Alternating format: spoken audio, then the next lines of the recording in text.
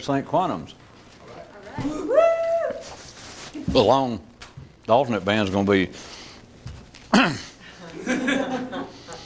After looking over a piece of popular literature, a voice said, "Who writes this shit?" Then a second asked, "Who reads this shit?" And a third voice joined in, "Who reviews this shit?" Then arose a fourth one that asked, "Who published the reviews of this shit?" Then up popped a fifth voice which inquired, "Who are all of you guys anyway?" To which they all replied, "Why, where are you, you dumb shit? Who'd you think?" And he didn't have an immediate reply.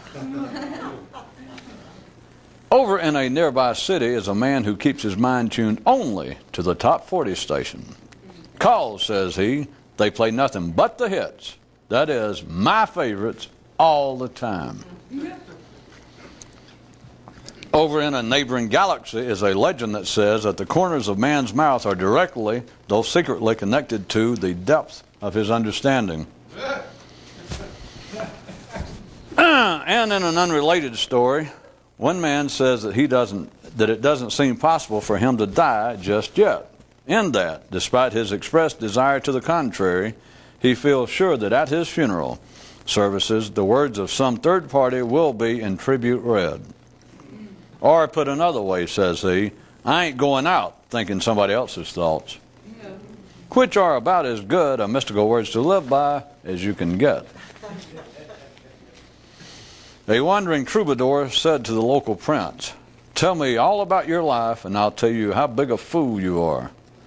And the monarch replied, "But you don't know anything about me. You don't even know if I am a fool." To which the minstrel responded, "If you'll tell me all about your life, you're a clod all right.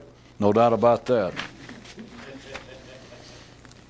Only the simple of mind can come to verbal conclusions regarding the purpose of life. And of course, they're incorrect. And this entry from our New Intelligence Vocational Descriptions: a calling, an undertaking of such dubious value that its practitioners fear to simply call it a job.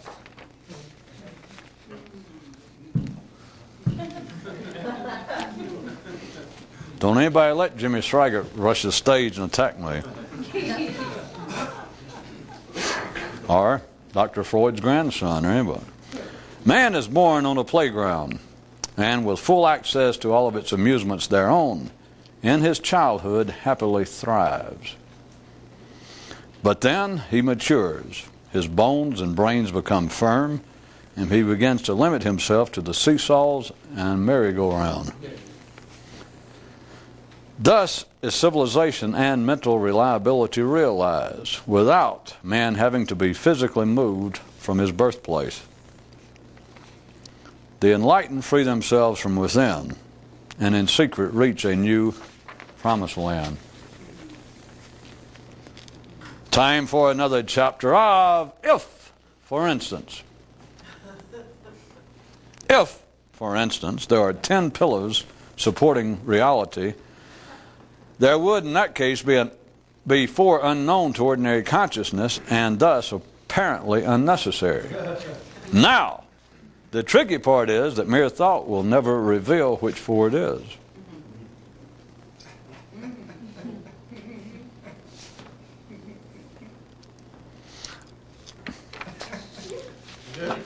I need to reread that one. I had to rewrite it as I stood here. If, for instance, there are 10 pillars supporting local reality, there would be, in that case, 4 unknown to ordinary consciousness. Now, the tricky part is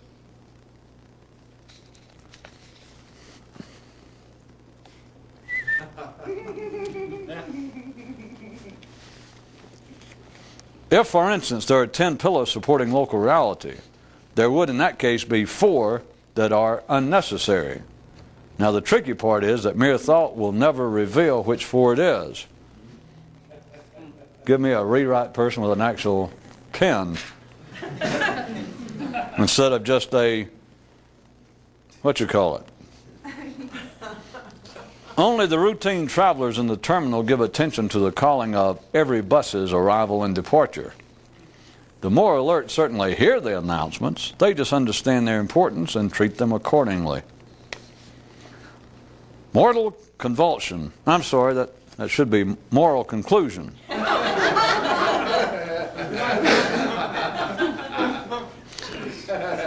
Pinocchio can't properly disregard the puppeteer until he fully understands the nature of his prior apparent master.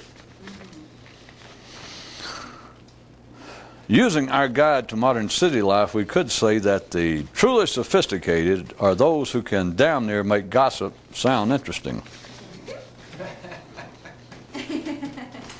Verbal memory, man's singular gift.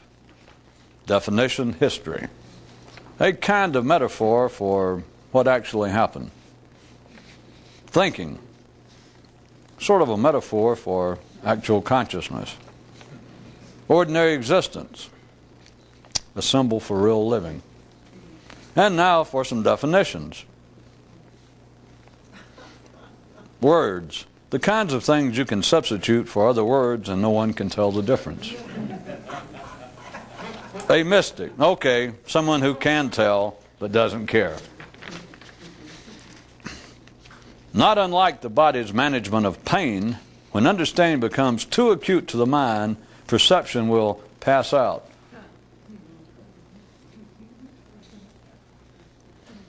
There is a certain constant percentage of people who will never even suspect what life is about.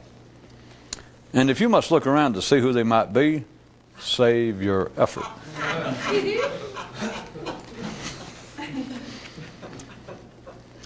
The mystical army, the only one that's open to everybody, won't tell you it's subjective, and is almost impossible to join. Dichotomies, the peanut butter and jelly sandwiches of those more conscious and hungry. And now a visibility update. With but 2 eyes, no creature can properly perceive a 3D reality. How life goes, or which came first, the transmitter or the receiver? Sometimes things went well and sometimes they didn't. And one guy thought, I guess it's up to me to tell the difference.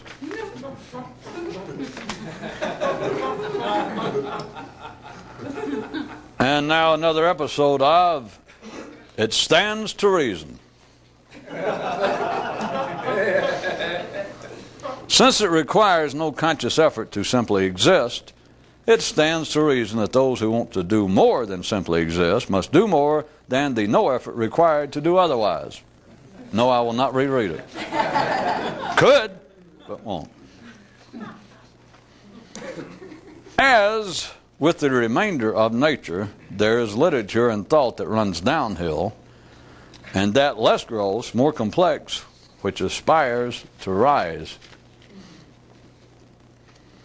As per the legends of this one world, the more conscious are known as the detail men, and the ordinary as the oblivious. While on a neighboring world, the everyday are still known by that label, but the awakened are called the overall people.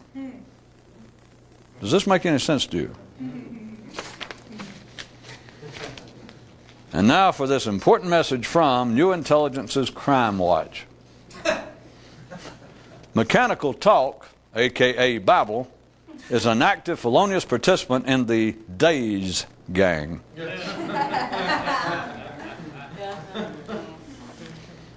A street corner speaker so spoke. God gave man the gift of the personal anecdote so that anything needed proved can be proved. Proverb update.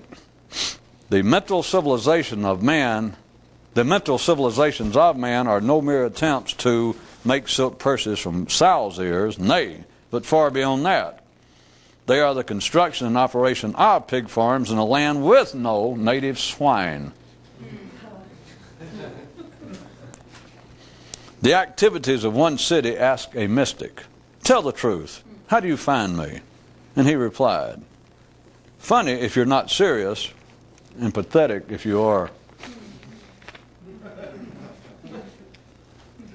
Of what interest to the heroic mind is news concerning the rabble? To where can the heroic mind look for an alternative save to itself? Today's secret tip. The only thing that those with the potential to be more conscious need to do to be more conscious is to continually try. Today's secret question. In the above is the key word try or continually. Today's snapshot from the family album. A lad asked his father, the general, "Papa, describe it to me once again." "Gladly, my boy. Consciousness without controlled attention is a mighty cannon without balls."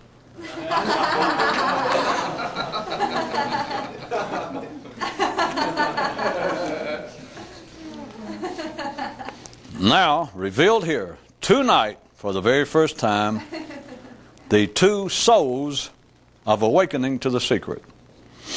The first one is simply the sow of recognition, to wit, so. And the second one is, so that's why it can't be described.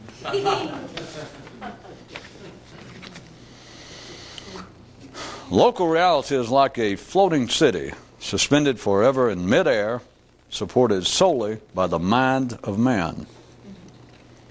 Mystics are perennially purported to live elsewhere.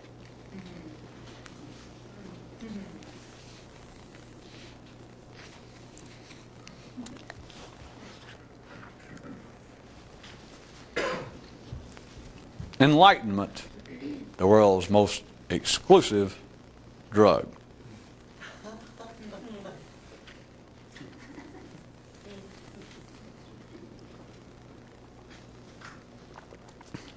Came to mind on the basis of, considering again, not for any real external educational purpose, but everyone's interest, many people's interest in the apparent history of some secret conspiracy, some mystical transcendental effort, etc., this kind of stuff, even those who are never active participants. Tying that to the several very, very unsuccessful,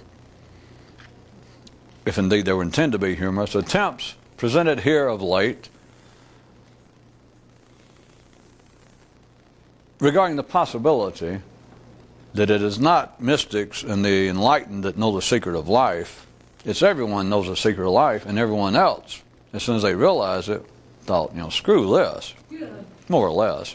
And they just went on about their business and thought, I got to get through another 60 or 70 years here in this damn funny farm, this bus station, this planet. Who needs that? And that in one sense, see, I notice again how much cheer, pleasure this brings to many faces here to consider the possibility that, wait a minute, I'm part of the select few. I've worked all this time trying to get to the moment of understanding, and you keep making these jokes that everybody else already knows it, and they just not, forget it.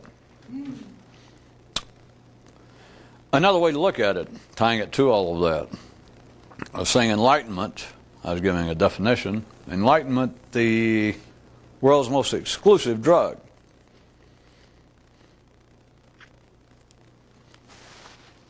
Think that the whole idea of there being people who have understood the nature of life out in the public forum, they're always considered after the fact historically and by ordinary minds, they're always then they have to be given the attributes of something supernatural.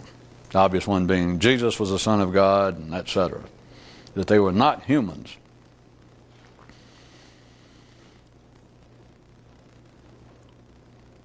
All of this entails, whatever the secret was, whatever a Jesus or an Abraham, Muhammad, Zoroaster, anything that they might have known was in some way a secret. And that the only way you can know the secret, the crude version being, is that the secret is actually a verbal talisman or a key, a verbal secret, a piece of knowledge. It's either that or the secret is that you must put yourself consciously, intellectually, spiritually. Intellectually. I don't know why I keep bothering to talk to children even. Intellectually, you've got to put yourself in such a condition as to be open to this information. That's the other version.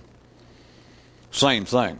Because what it infers is that there is something that is unknown, either the secret itself or what's unknown is how to put yourself consciously, how to get yourself in such a condition that you're open to it.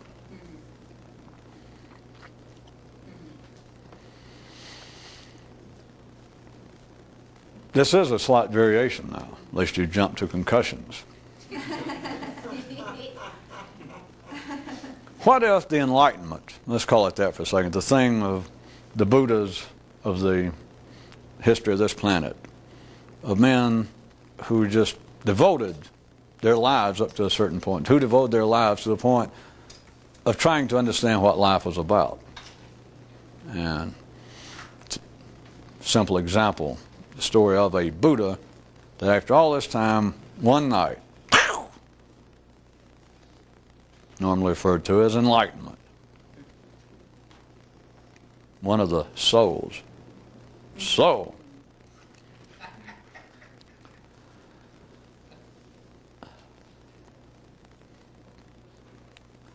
how strange can the soul be? How strange, how extraordinary can whatever the secret is, how strange, extraordinary, transcendental, incomprehensible can it be? Now those who are interested in such matters would say, well, the epitome of strangeness and et cetera, but notice this. It's got to be strange, unfathomable, miraculous, within certain confines. It's got to be miraculous, unbelievable within the confines of being believable, of being capable of comprehension by an ordinary mind. So what if the secret is not as miraculous, not as strange as you would want to believe? I say you now, someone who actually involves themselves in the search for the great mystery and enlightenment, etc. That it's got to be extraordinary. There is no alternative to that kind of encouragement or that kind of direction once you start. No matter what book you get, no matter how sane, no matter how deranged, no matter how contemporaneous, no matter how far removed from you temporally it might be, if you find one that seems to strike you, whatever it was, books on Zen, books on Buddhism, Sufism, whatever, and you begin to read it and you begin to think about it in a certain way, and they all lead to the same point of there's something lacking, there's something additional that you could have. Enlightenment, being more conscious, being more awake in some way to reality. And whichever one you find doesn't matter, and you go, yeah, that's it. This is it. And at least you're pleased to know that you're not alone on this planet. And most people are pleased. The way it normally works is you first find traces of it thousands of years removed from you. And so the first assurance is, this is nothing new. I'm not alone. I am not crazy, and I'm not wasting my time, because here it is 2,000 years ago. I can read it. I can hear this. I wish I'd been alive, because whoever said that, they're my kind of person. That's it. And you keep turning the pages like, well, tell me. What is it? What do you realize once you do become more conscious, once you are enlightened, and they never the hell tell you? But at least you're assured it has happened, that's it. And you do not question. No one. Doesn't matter who you are, you do not question whichever groove you fall into, whichever form, whichever field seems to magnetically attract your attention. You do not question the fact that there is a goal to it, that there is a payoff of being more conscious, being more awake, being enlightened, rejoining to the Godhead, to the source of creation. Union with the center of the universe. You do not question it. Whichever one strikes you, go, yeah. But then what if the enlightenment, what if being more conscious, and to say be more conscious, it's a fairly common one that keeps popping up, and you say that, it also tacitly implies to be more conscious is not just something in general. You don't say, well, if you work hard and you meditate and you starve yourself and you're lucky, you can undergo something such as the Buddha did, and we call it here, this particular school, we call it be more conscious, being more conscious. And you go, that's it, I like it, that's it. Here I am.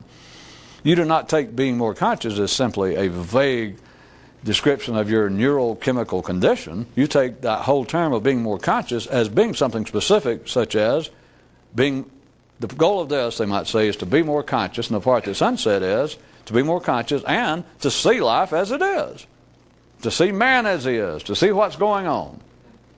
That just being more conscious is nothing. It'd be like having a better tuner, better receiver, in this, speaking in a stereo sense. You got stereo as good as anybody else, a receiver, and you're picking up all the stations, and you work all this hard, you get enlightened, you're a receiver, and you get to a higher, your consciousness becomes a receiver completely out of the ordinary. But what good would it do if you got suddenly this new transcendental receiver and nobody's broadcasting, is the point. So even though they may not state it, to be more conscious implies not that you are simply a better receptacle or a better receiver. It is that you will definitely, Buddha didn't just go, I'm enlightened. Everybody around him, they understood the term. They didn't mean it. It's like, now I'm enlightened. They knew, well, And then they asked him, what? And he never did tell them what, but then nobody ever notices historically that after the Buddhas and Mohammeds, and they say, well, how do you do what you did? What is it you saw? I should say is what they actually first asked. And he doesn't tell them that. He starts telling them how he did it. And of course then, if he was really a real guy, he lied to them anyway. Because he knew it wasn't doing any good. You can't just say, well, here's exactly what I did. Well, that's what ordinary people want to hear. They will pay big money for it. Of course, it's never the guy who did it. As I was telling you, the real mystics, if they did exist, the Buddhas and the rest of them, they did not live out their mystical life in public. They didn't write all that. They probably didn't do all that. That's not the point. But it was somebody after them. And that's when the follower showed up and says, you actually knew Buddha. Oh, yeah, I was there all the time. Yeah. Do you know how he did it? Yep. Watched him from beginning to end. But you'd never get a Buddha, you'd never get a Moses and say, you know it, don't you? And he might go, well, how'd you do it? I mean, let's assume you were sharp enough and you said, I can skip all this bullshit about you're the son of God or you're something supernatural. Because as a matter of fact, I think my sister married your first cousin. I remember you used to play in a damn band over here before they run us out of Damascus. They go, yeah. In other words, I ain't buying this stuff. Whatever it is, you got it since you've been alive. Yeah. And they said, how'd you do it? A Moses, the actual mystic, is not going to tell anybody. As I said, if he did, he'd lie to you, and I don't mean necessarily lie. If he did, he'd just tell you most anything because he knew that what worked on him is irrelevant. He is not going to tell you his life story, and if you insisted, he would lie to you. He'd tell you somebody else's life story. But he's not going to tell you his. He just knows a waste of time. But then after that, the next generation is when you start making a few bucks off this.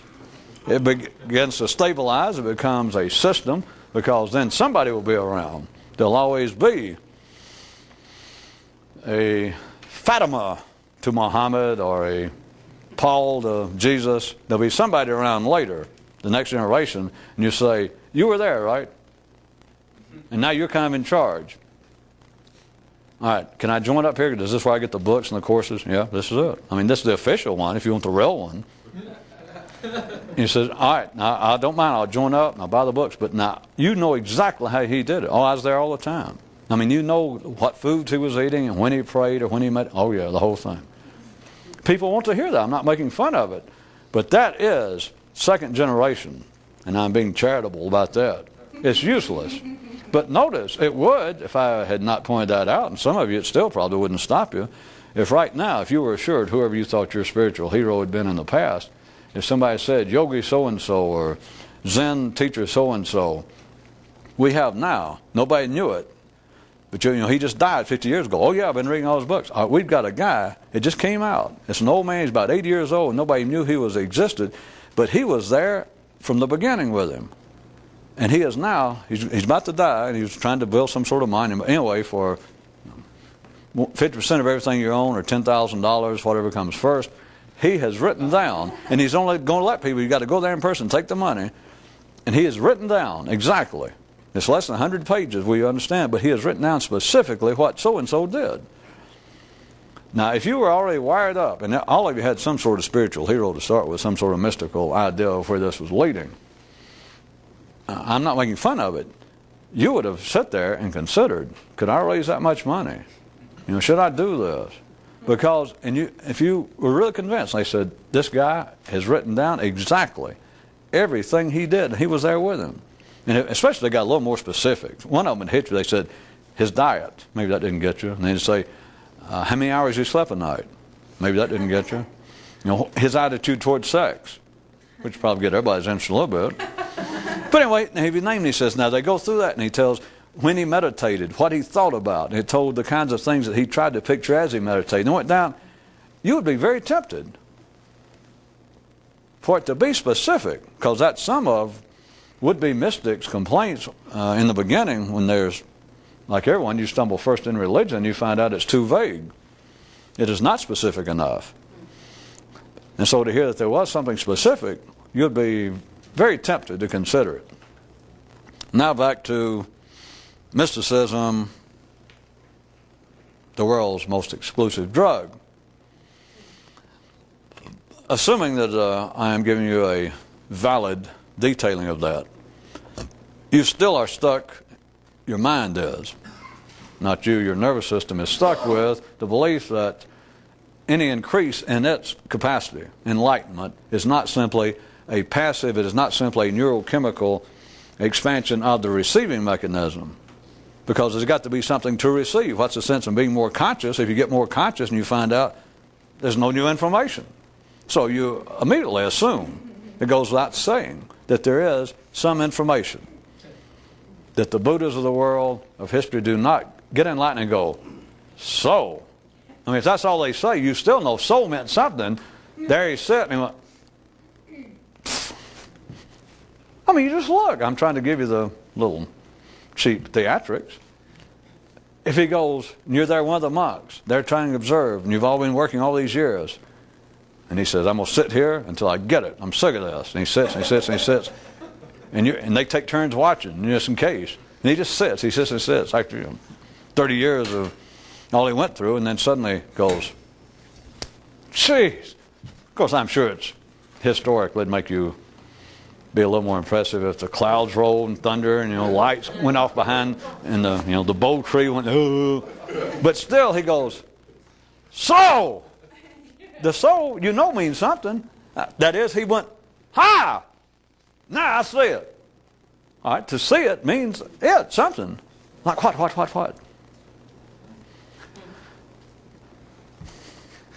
What if the Enlightenment is a kind of drug that originally is so common, in case you forgot your place, it's not, what's the concussions though? What if it is so widespread? What if it is so non-secretive? What if it is so all-encompassing that no one notices it save a very few, and that's what makes it exclusive?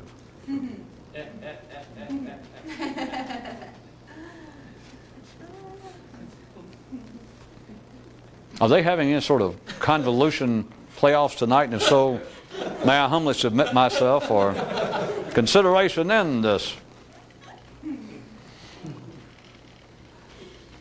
you understand? I'm not trying to make light, and I'm not trying to take the fun out, because if it wasn't fun, we wouldn't continue to do it.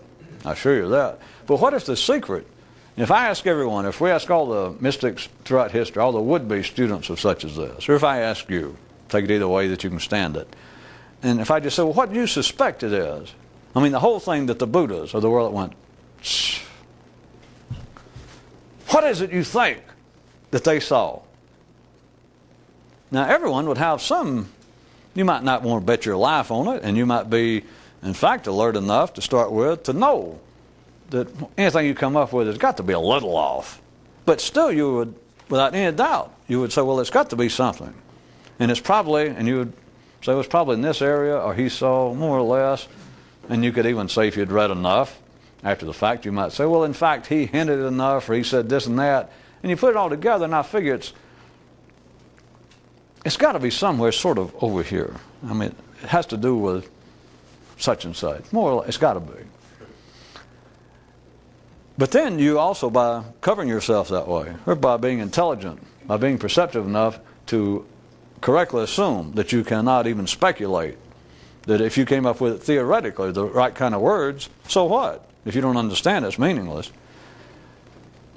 A tacit part within the tacit part is that the whole thing about being enlightenment, the whole point about being blown away, of going into some altered state, is that the information is so astounding that you just can't compare it. I mean, it takes a complete different level of consciousness. What if that's not a really, really good description? How was that? I refer you back to the two souls revealed for the first time tonight. See if it makes, I notice a lot of you enjoyed it, but I'll do it again. Revealed the first time the two souls. Understand the word soul. The two souls of awakening to the secret. That was the title. There are two of them. It's not just the Buddha going, it's not just enlightenment. There are two stages. Now they happen so fast. If we were fooling around still with the local time zones, you might think they were simultaneous, but follow me. There are two souls. The first one is so. That's the second one is so. That's why it can't be described. There are actually two, see. And even if you hear that, and you're an ordinary mind, you would still be very inclined to refer back to what we're already talking about, that, it is so astounding, it is so extraordinary that it can't be described. Now, that's not what I said about the second soul. I didn't throw that in now. I just said the first soul is what everybody has always thought. I'll leave it at that. So. Or do your own version. So. I was thinking mine sounded like too much of a Norse, Germanic, warlike soul, but I'm sure the more spiritually inclined, the more genteel, the sissies and wimps in our spiritual audience, they want to imagine the Buddhas and the people going, so. Yeah, I know. So do your own version. Anyway, the first soul is after a lifetime sitting. So. But then there's a second one that's never taken into account. But notice I don't say what it is. I told you all I intended to. The second one is, first is so. Then, so that's why nobody could tell me what it was. So that's why it can't be described. But the ordinary mind would fill in its own explanatory tag to the sentence. So that's why it couldn't be described. Because blah, blah, blah, blah, blah. Which even ordinary intelligence, I notice, or you should notice, people never give that any heed in life. No. You want convoluted? You want complex? I'll back up and hit that one. So that's why it can't be described. An ordinary mind goes, it can't be described. I know why it can't be described, and then it tells itself.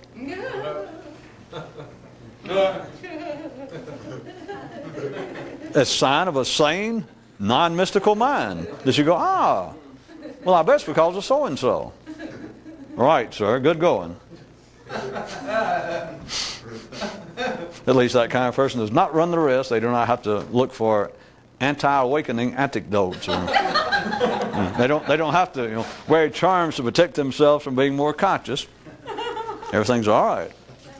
They can safely look around to see which percentage I'm talking about, the constant percentage of humanity that will never even suspect what's going on here. You remember? And I pointed out it was an energy-saving tip. I just didn't. Was it that if you have to look around to see exactly what percentage or who they might be, save yourself the effort. At least you're safe. What if the exclusivity of enlightenment is on the basis? Now, I want to refine it a little bit. I am not inferring that everyone experienced the initial soul. Because if you did, if all of humanity knows originally the secret, it does you no good because it came pre-verbalization. That the information, the enlightenment, if knowing the secret of life, is not a secret to everything alive. Ordinary people do not know it any more than does an ox or a pig. But that doesn't mean that they do not know. They're alive. So what drives people? The would-be mystics. And I don't keep bringing this up as a joke, even though I jump back and forth from one foot to the other and say, well, I'm not trying to take the fun out, and I'm not saying that's absolutely true, literally true. But what if I am giving a fair description that the exclusivity is on the basis that everyone had a chance to see it? That genetically, how could everyone not know it? How could everyone be immune from the knowledge that the entire genetic network of life has? But then what drives some people, and it would be easy for ordinary people to discount them at a contemporary level. I mean, if there was a Buddha right now, if there's somebody you can't compare, but let's say there's somebody of the level of Muhammad or Buddha or Confucius who was right now doing that, what would ordinary people do? I'm talking about sane ordinary people, presidents, your mother, your father, your best friends, educators. If somebody said, did you know there's a guy over here, and they found out that he was doing something, turned into a contemporary picture, doing something similar to a Buddha. And there are people attempting it now. I don't have to keep saying that. People attempting that seem to have devoted their whole time, their energy in life, to putting themselves into some new state of consciousness, to try and reach a state of enlightenment. You do know what the mainstream of life here and in all parts of the world varies a little bit, but the mainstream of life, their attitude, if you point out specifically, if you get the obvious pillars that support local reality, the bankers, the bourgeoisie, the educators, every sane, decent, ordinary person on this planet, and you get their attention for a second, and you start talking about mysticism or monks, whatever, you get their attention enough that they know what you're talking about, and you say, do you know there are people spend their whole life, they still do that? They go, yeah, I know that. Well, do you know there's been men doing that for thousands of years, as far back as we find history? You had the Egyptians, they had people doing it there, and you had them doing the Sumerians. Yeah, I know all that. What do you think of that? I mean, they keep going, and I've met a few. And, anyway, some of them are now famous, Buddhas and Jesus. They then, even if they were not religious, they will want to make an exception to that, which I'll get to. Don't lose your place. It's all around the same circle. But if you ask them, what do you think about people like that? Now, you do know whatever words they use, and they might be genteel and civilized enough not to verbally assault the people, but they're going to say, that's kind of outside the mainstream of life, to say the least. I don't see what that has to do with living. It seems as though, anyway, they could go on and on. If they showed any intellectual, theoretical interest, they could say, well, it seems to me that an ordinary person should be able to get what they need along those spiritual lines from their religion. Maybe they need to go be more religious. Maybe they need count. I don't know. The point is, if you said, well, can you conceive of doing that? No.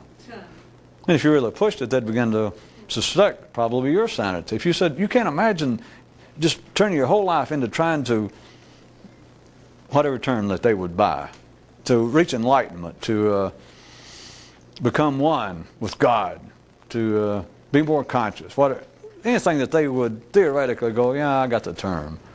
And you said, you can't imagine devoting your life to that? And if you sort of insisted, they would really then, instead of taking it even at a rather objective, debating level, they'd begin to draw away from you. Because they think, no, I know there are people doing that, and I don't care, but no. You can't spend your life doing something like that. So now, to go back around the other side of the campfire for a second, that is a fair telling, but then they refuse to see, just the way life is wired up, when that has existed. And again, I know I'm playing both sides, but you should be able to follow the religions of the world, the Jesuses and Muhammad's and Buddhas and etc. just the way they're taken historically.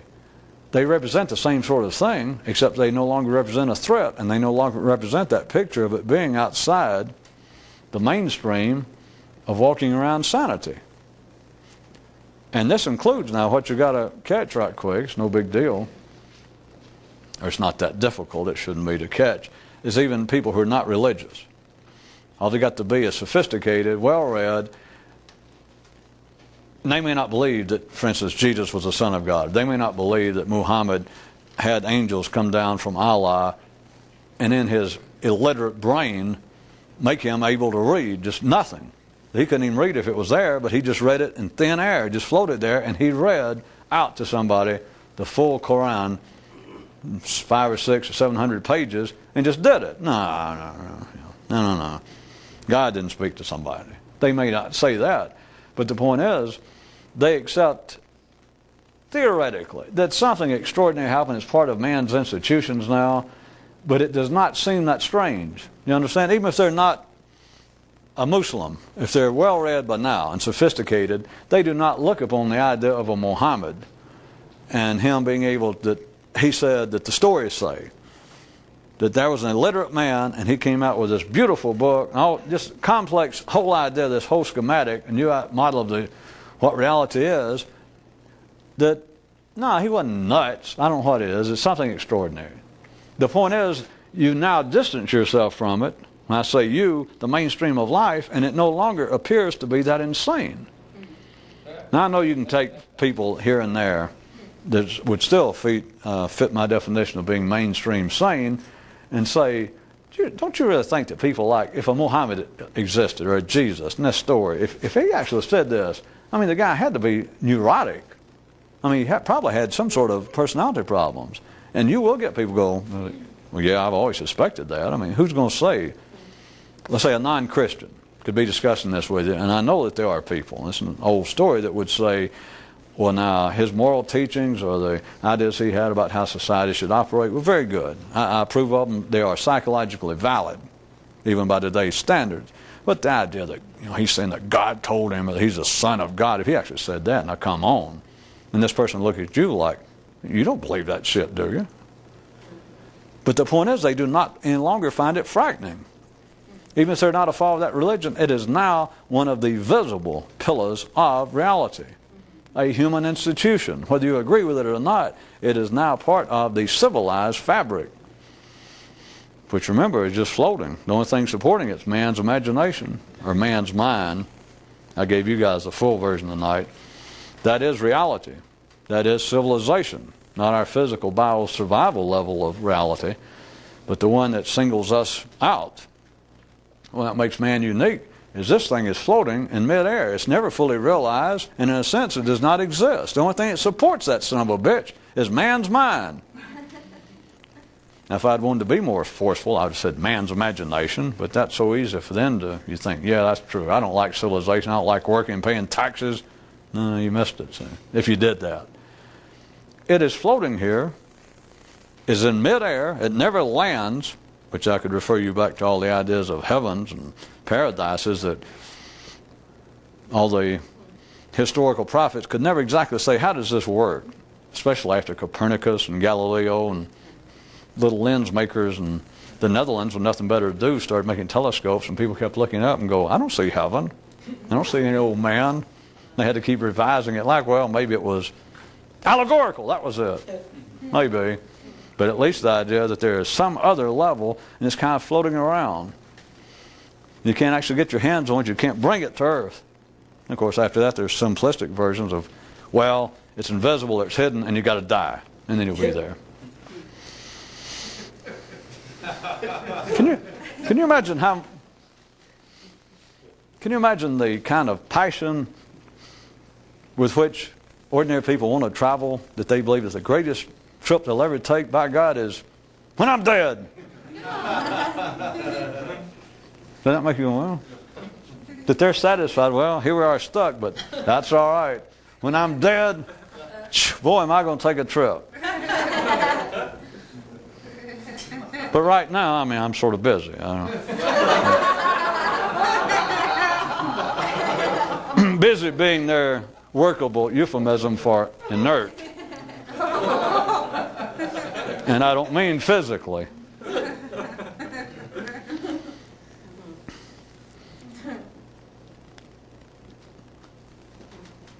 What drives people to devote so much time, a few people, to this? And we will bypass the possibility, which you either know for yourself or not, that being insane is not part of it. If you are insane, then you missed it somewhere. You got on the wrong bus, you moved too far to the back, and you're sitting with all those guys with the brown paper sacks and the bat wings of gin. Not even good gin.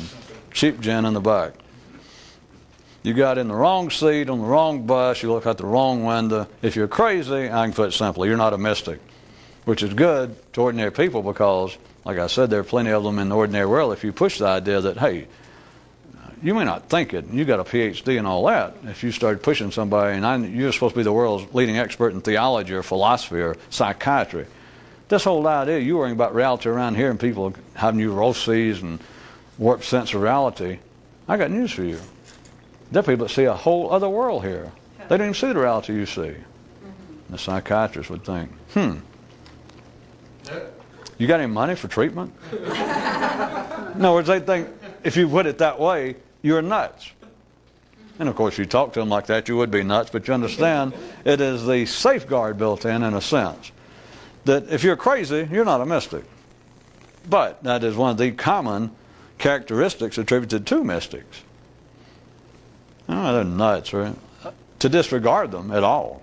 To think, well, you should pay more attention to the teachings of Jesus or a Buddha. I know you're not religious, but you ought to pay attention. You can always dismiss them, an ordinary person, whether they do it throughout their lifetime, but ad hoc for the moment, they can go, people like that are crazy. That's easy to say. If you're crazy, you're not a mystic. It's got nothing to do with craziness. Well, I've been through some of this.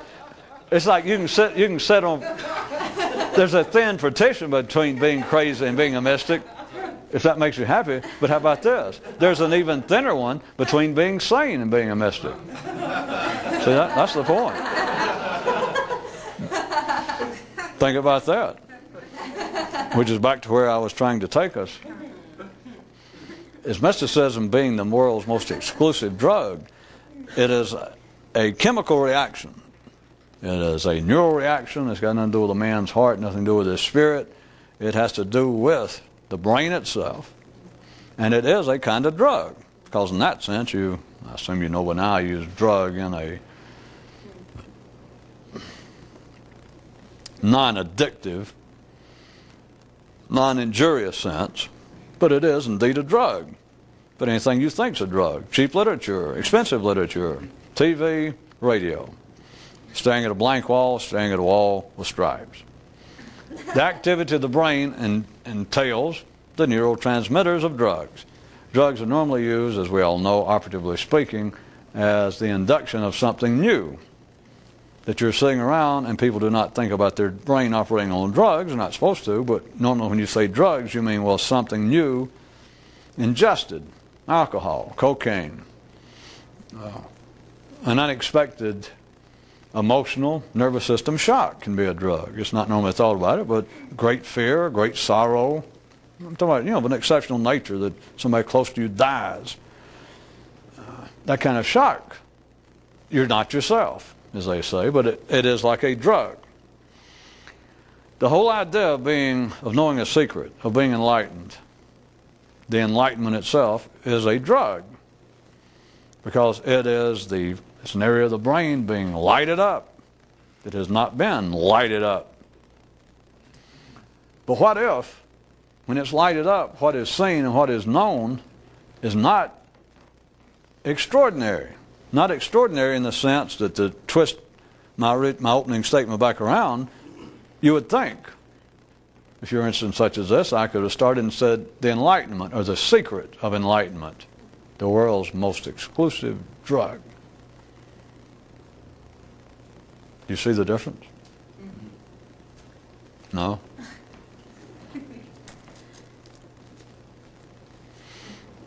We see the first one, there was supposed to be, and you were supposed to sense a certain kind of sardonic tone to it. All right, never mind. That's what I get for trying to be subtle and trying to teach you the British pronunciation of the word.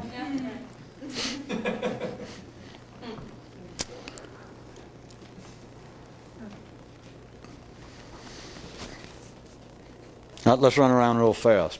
It's a good thing about being at the end. The mystical secret, everyone that's ever been interested in it, even those theoretically, but especially those that are really interested and believe in it, then the secret has got to be something astounding or else everyone would know it. It's got to be something, what else do you want to call it? Astounding, miraculous, indescribable, or else everybody could describe it. Everyone would know it.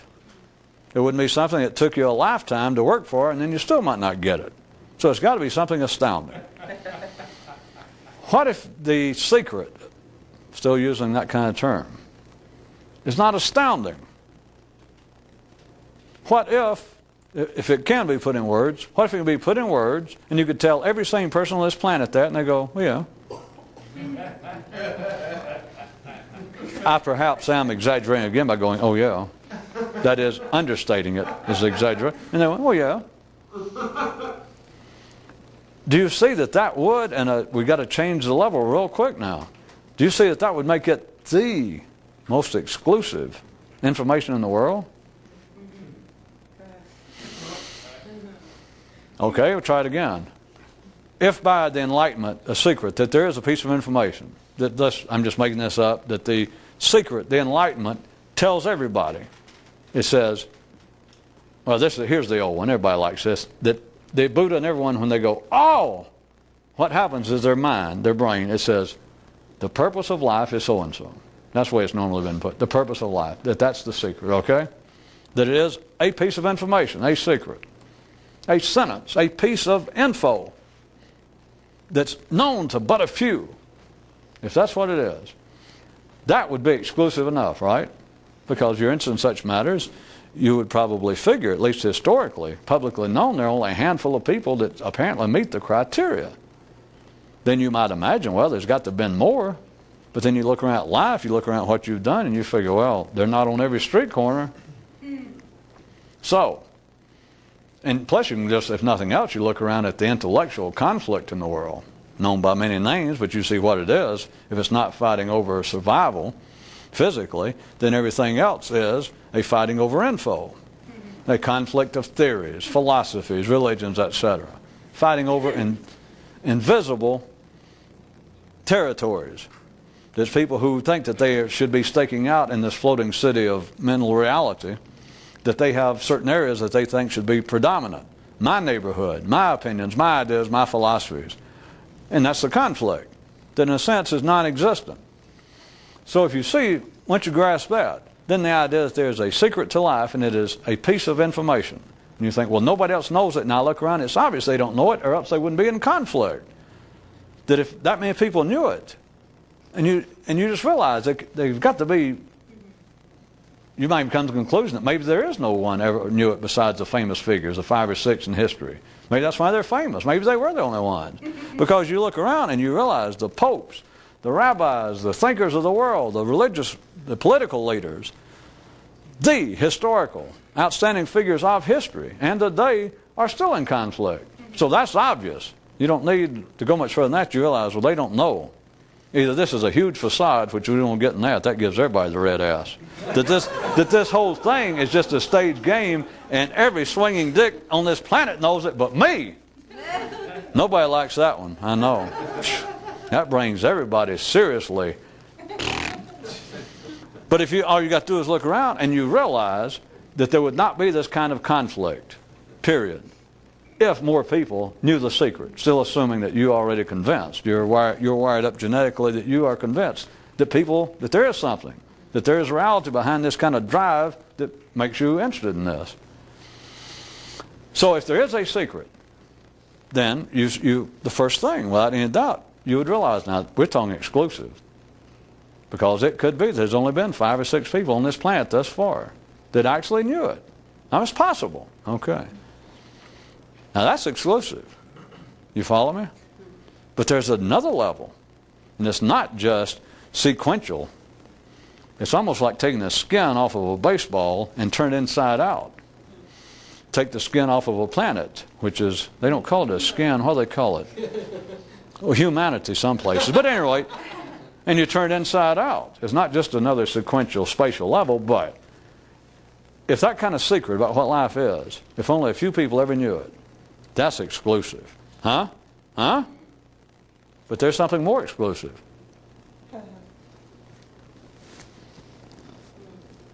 Is that if it could be put in words, everybody already knows it. But only a few people see any significance. Only a few people can use it. I know it sometimes maybe it sounds too bland. How about this? Only a few people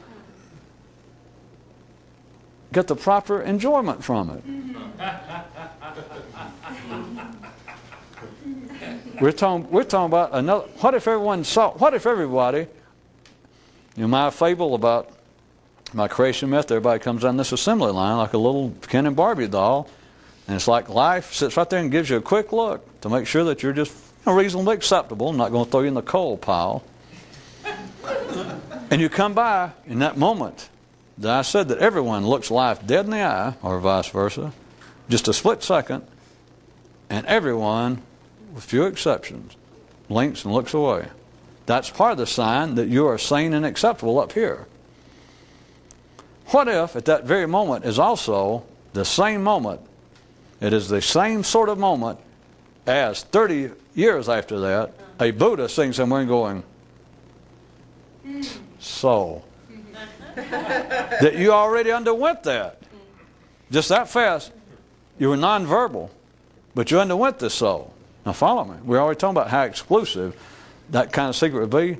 This is another level, another universe, another reality of exclusivity. Is it something that everybody knows genetically because it's got to be tied in to the full nexus, the full wiring system of humanity. And you're not just one of the few people that know it now, one of the 5 or 6 or 10.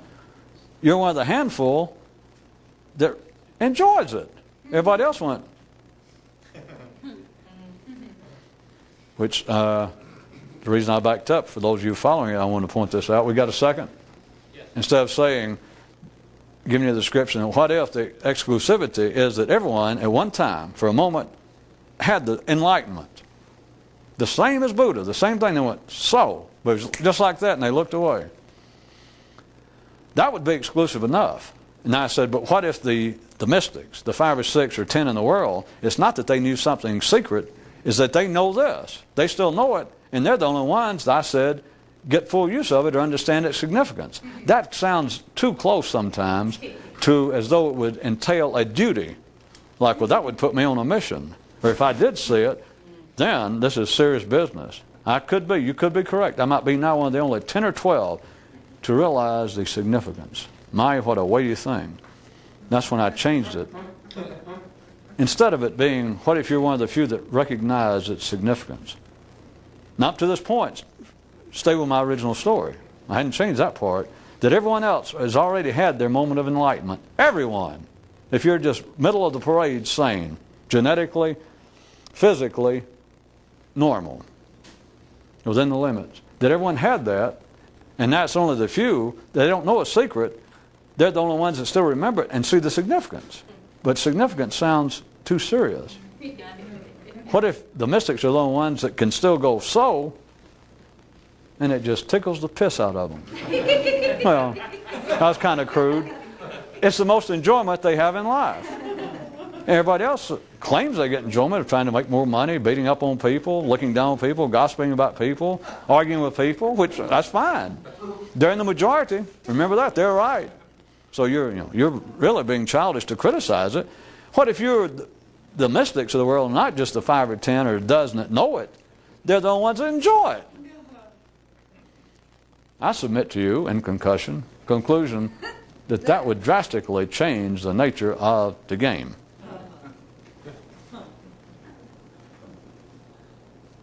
Submissions are free. I have done my duty for the night. Thank you. Drive carefully. or don't.